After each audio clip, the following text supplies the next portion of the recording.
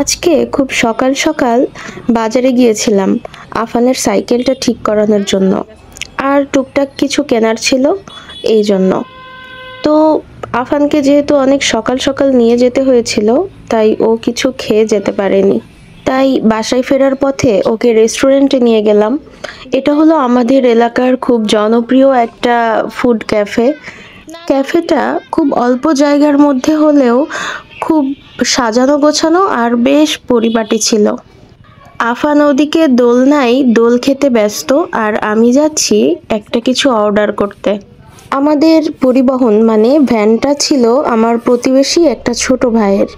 আমি জানতে পারলাম অসুস্থতার কারণে ও রোজা রাখতে পারেনি। ভিতরে আসার সময় ওকেও অনুরোধ করেছিলাম ভিতরে এসে কিছু হালকা পাতলা নাস্তা করতে, কিন্তু ও রাজি হয়নি। তাই আফানকে দিয়ে ওর জন্য একটা ছোট কোল্ড ড্রিঙ্কস পাঠিয়ে দিলাম।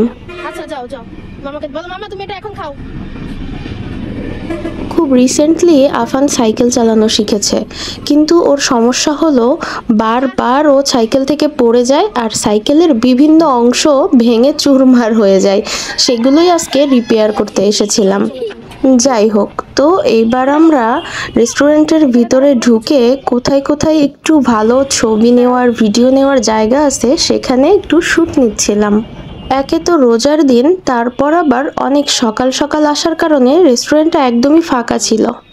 বর্ষাকালে এখানে আরও অনেক রকমের ফুল গাছ ও বাহারি রকমের গাছ দিয়ে সাজানো থাকে। তবে এখন যা কিছু আছে এটাও কিন্তু মন্দ নয়।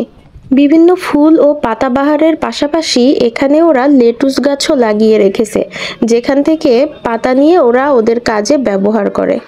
অ্যান্ড মোস্ট ইম্পর্টেন্ট থিংস, যে এখানে একটা ছোট্ট কামরার মধ্যে বাচ্চা, একদম ছোট ছোট বাচ্চাদের জন্য খেলনার ব্যবস্থা রয়েছে। অবশ্য আমার বাচ্চাটা এই খেলনাগুলোর তুলনায় একটু বড়, তাই যারা ছোট বাচ্চা নিয়ে এখানে আসতে ভয় পাচ্ছেন তারা নিশ্চিন্তে আসতে পারেন। বাচ্চাদেরকে ওদের মতো খেলতে দিয়ে আপনারা আপনাদের মতো সময় কাটাতে পারেন। দি রয়্যাল ক্যাফে ফুড পার্ক, এটা চুয়াডাঙ্গা জেলার জীবননগর উপজেলা শহরে অবস্থিত।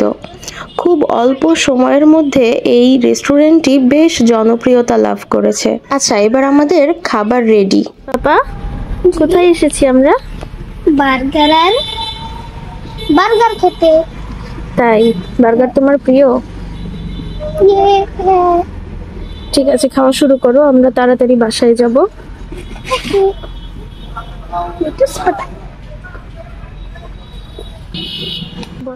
ছোটবেলা থেকেই আফান বাসার খাবারে অভ্যস্ত, কিন্তু ইদানিং দেখছি ও এই সকল ফাস্ট ফুডে প্রচন্ড রকমভাবে আগ্রহ প্রকাশ করছে। এর একটাই কারণ, অনেক লম্বা সময় ধরে আমার অনুপস্থিতি।